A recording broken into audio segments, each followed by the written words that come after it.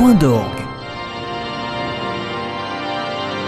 Une émission proposée par Jean Percy. Madame, Monsieur, bonjour et bienvenue dans Point d'orgue, votre émission de musique sacrée. Je suis très heureux de vous retrouver pour un nouveau numéro consacré à toutes les merveilles de la musique. Et aujourd'hui, j'ai eu une idée de thème qui est tellement belle, tellement parlante que je vais y consacrer non pas une seule émission, mais bien deux pour parler d'un thème aussi vaste et aussi beau que je vais vous proposer. Je vais tout d'abord vous emmener en Angleterre à l'heure où le soleil décline, quand les grandes cathédrales résonnent d'une vieille prière chantée depuis plus de 5 siècles, les Evensong. Le mot ne vous dit peut-être rien, mais là-bas il s'agit d'une véritable institution, le patrimoine choral même de ce pays.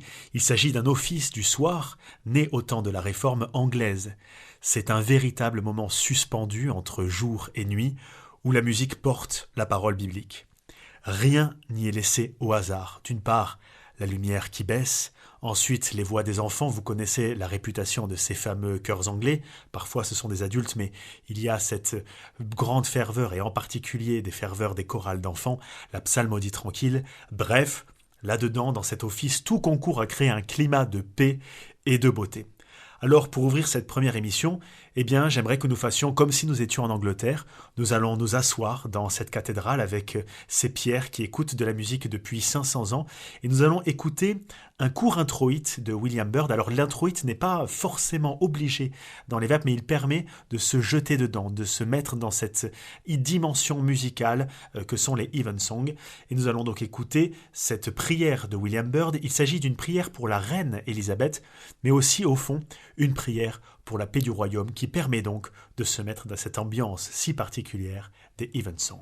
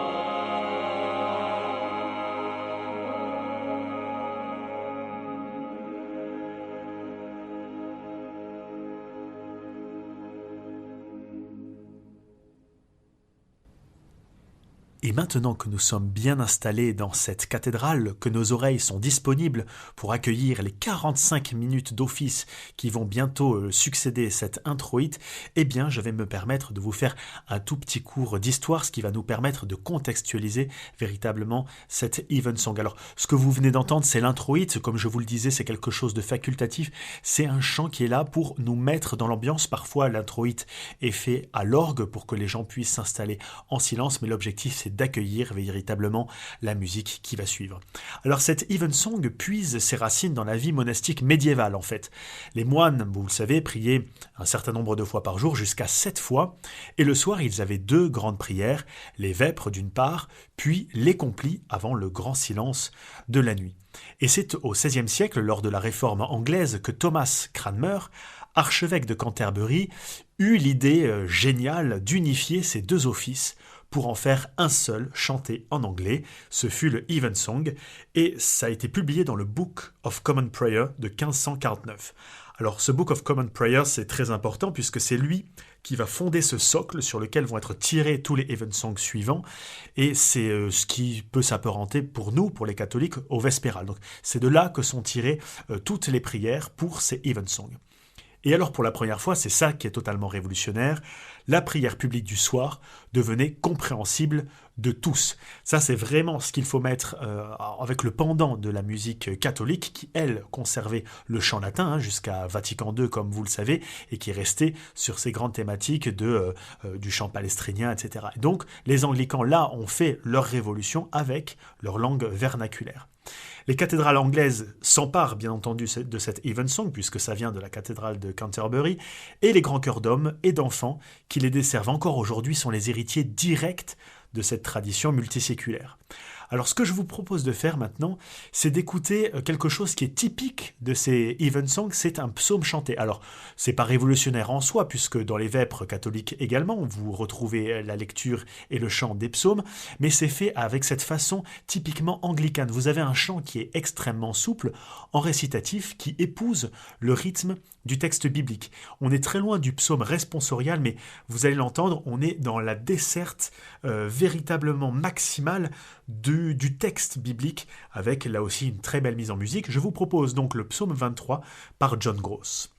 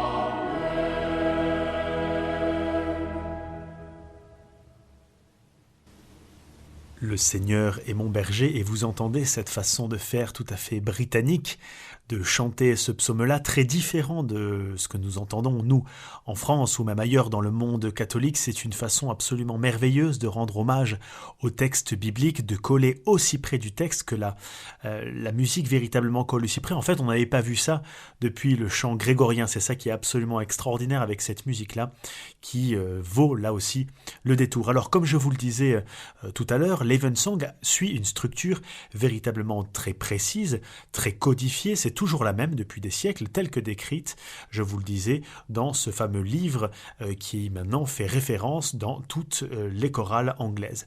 Il commence par les Praises and Responses, une alternance de versets et de répons entre le prêtre et le chœur. Je vais vous en donner la traduction et vous allez vous rendre compte en fait qu'il s'agit de la même chose que l'on dit en français. Seigneur, ouvre mes lèvres et ma bouche publiera ta louange. Voilà comme quoi il y a toujours une fraternité finalement entre la façon de faire anglicane et la façon de faire catholique. Puis après avoir entendu les responses, on va entendre les psaumes du jour. Donc là, vous en avez eu un petit aperçu avec le psaume 23, et ils sont chantés selon le calendrier du Psalter. Après la première lecture, le chœur entonne le Magnificat. Alors gardez-le bien en tête parce que c'est ce que nous allons entendre après. Le Magnificat, vous savez, c'est le cantique de Marie que l'on chante chez les catholiques lors des vêpres. Puis, après la seconde lecture, le Nunc Dimittis, vous savez, cette fameuse prière de Siméon, maintenant Seigneur, je peux m'en aller dans la paix. Donc c'est quelque chose d'extrêmement tendre, vous savez, ce sont les yeux de Siméon qui ont vu le Seigneur et qui peut s'endormir dans la mort. Mais nous, effectivement, comme c'est la prière du soir, bien entendu, ça a une autre connotation, mais nous allons y revenir. Et entre ces deux cantiques, toute la vie spirituelle du Evensong se déploie, louange, confiance, espérance. Enfin, l'office se conclut par une prière, un anthem, souvent plus libre, plus méditatif. Et au cœur de cela, c'est le chœur lui-même. Attention à l'orthographe, dans les cathédrales anglaises, il est divisé en deux demi-chœurs, decani et cantoris, qui se répondent dans le chœur gothique. Ça, c'est une façon de faire qui est également tout à fait extraordinaire. C'est une prière qui est donc dialoguée, presque architecturale en fait. C'est là où l'architecture physique, visuelle de la cathédrale rejoint l'architecture sonore et c'est absolument prodigieux. C'est pourquoi tant de compositeurs anglais, de Gibbons à Howells, ont trouvé dans cette forme un lieu d'inspiration quasi inépuisable, quasi illimité. Alors, je vous l'avais un petit peu dit, nous allons maintenant écouter un Magnificat de Charles Villiers Stanford, qui est un grand compositeur victorien anglais, dont la musique allie ferveur et clarté. Vous allez entendre ce fameux Magnificat en sol majeur avec ce soliste, avec cette voix de garçon, et ensuite la joie qui se déploie de cette prière absolument fabuleuse que vous connaissez, mais ici avec la sauce anglaise lors des Evensong.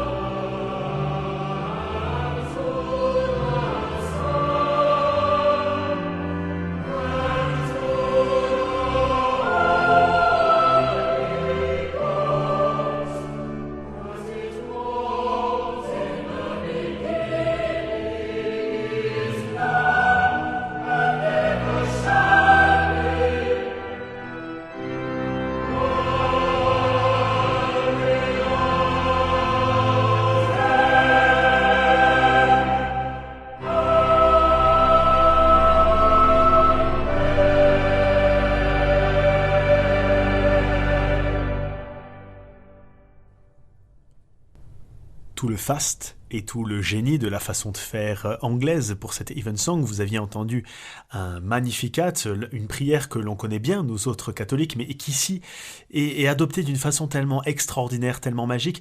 Et vous avez toute cette musique empreinte de clichés, mais alors là, c'est pas dans un sens péjoratif, au contraire, c'est tous ces clichés de la musique anglaise qui sont ici concentrés dans une seule pièce. Vous l'entendez avec la virtuosité de l'orgue, avec ses croches un petit peu perlées qui laissent effectivement cette joie de la prière de Marie, cette joie qui veut éclater, et puis qui commence avec ce soliste, cet enfant, cette voix pure, parce que vous savez que quand on fait chanter les enfants, c'est pour le côté tout à fait angélique, et avec le début de cette prière, quand bien entendu tout le chœur le rejoint, ça donne un effet de masse absolument considérable.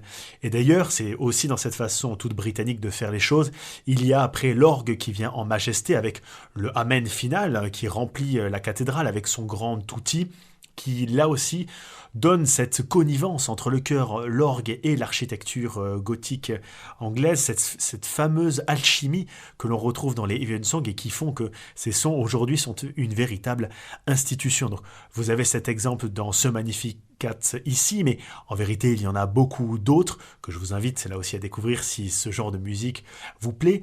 Et il faut bien que vous compreniez que si je vous en parle comme ça, c'est que les Evensong, en plus d'être si c'était, comment dire, une simple lecture des textes, eh bien, on serait pas resté dessus. Mais là, il y a une façon de mettre les choses en mouvement par la musique qui est tout à fait unique au monde.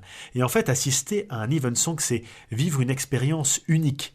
Dans le silence d'une cathédrale, à la tombée du jour, on entend cette prière qui monte, portée par les voix d'enfants, comme pour ce Magnificat par exemple.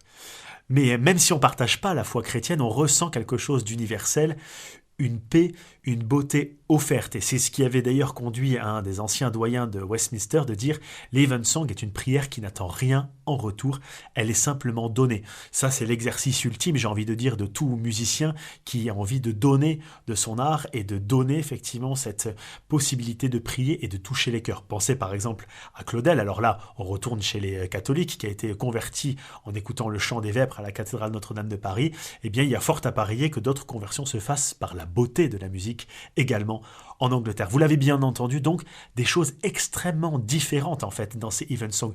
On commence avec cet introïte. Alors je vous ai pas fait entendre des responses qui sont pourtant des chants absolument magnifiques. Vous avez ces psaumes qui suivent et qui épousent si bien le texte, et vous avez ce Magnificat absolument glorieux, absolument génial. Souvent, j'ai eu la chance, moi, de diriger des Evensong en Angleterre, et il y a dans ces Magnificats un exercice d'orgue absolument fabuleux. Même si le chœur est à l'unisson, il y a cette espèce de portée universelle qui est absolument savoureuse. Et maintenant que nous avons écouté le Magnificat, je vais vous laisser écouter la deuxième autre grande pièce de Evensong. Il s'agit du Nunc Dimittis. Je vous en parlais un petit peu tout à l'heure. Il s'agit de la mise en musique du cantique de Siméon. Vous savez, ce moment où quand le vieillard voit la Sainte Famille au temple et qu'il voit le Christ et qu'il dit véritablement, maintenant, mes yeux ont vu le Sauveur, je peux mourir en paix. Et donc cette mise en musique a cette double acception, non seulement vers la mort, qui était symbolisée d'ailleurs par la nuit, et en même temps la fin de la journée du moine, qui était véritablement de s'en remettre à Dieu pour la nuit. Et ça, je trouve ça absolument merveilleux, et vous allez l'entendre dans cette mise en musique, notamment celle-ci qui est absolument spectaculaire, vous allez l'entendre. Il s'agit d'une mise en musique de Herbert Howells, extrait du cycle Collegium Regale, qui a été composé pour la chapelle du King's College de Cambridge. C'est une musique, vous allez l'entendre, suspendue tout en lumière douce, comme un adieu au jour.